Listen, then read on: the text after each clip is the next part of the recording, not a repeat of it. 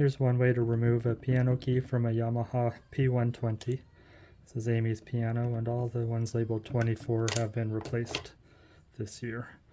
We're going to need a hook like so, flathead screwdriver like so, and also a credit card or a palette knife like this. You can press down in here to release, but I find that using flathead back here works. To pop it forward, you can see this hammer type object back here is a metal hook. You can use a metal hook to pull that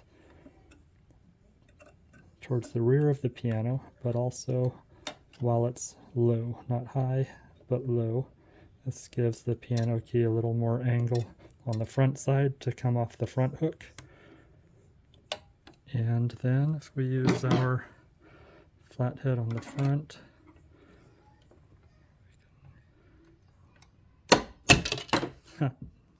that was a lot more extreme without my hands touching it. So that flew out. You can see that it hooks under here. There's a black pad here that has to be replaced when you're replacing it with a brand new key.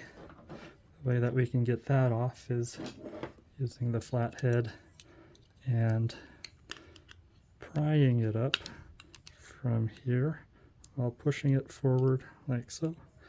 That was a lot faster than usual. The flat side goes towards the front of the piano. There's also a lot of grease on here to soften the blow. You'll see there's a lot of grease here, and this is the hook that you're hooking around, and this is fairly flexible, so you can work it on like this. Clean the sides so it runs smoothly.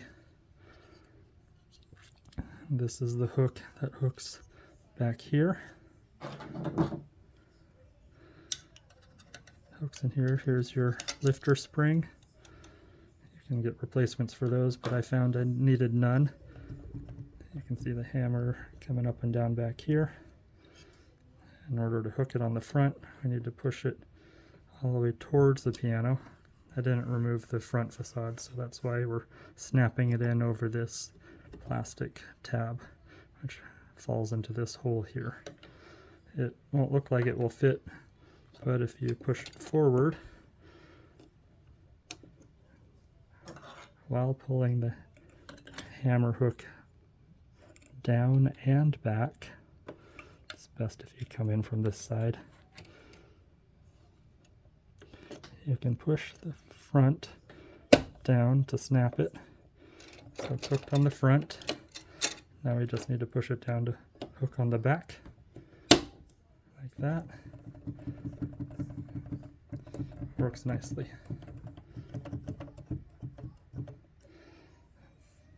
All right. For my record, the ones that we replaced all have 24 on them. And the ones with an arrow, I switched from the far side G to the center G because the center one was a little sticky, and I find that they both work. Now that I have switched them.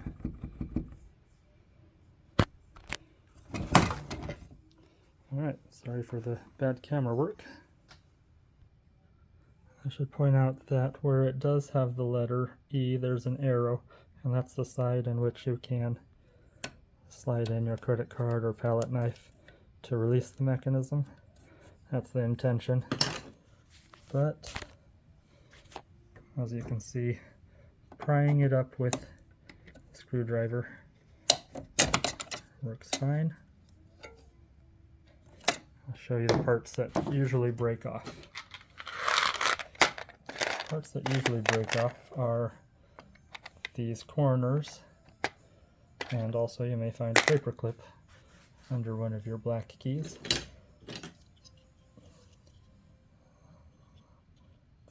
This side over here is where the corners usually break off the the D keys. The D keys are weakest on this model. So there's where one broke off.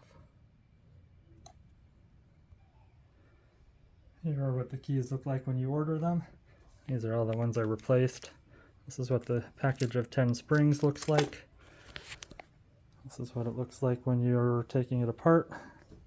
This part just folds forward after you remove all the screws on the opposite side of this plate. And to give it a test.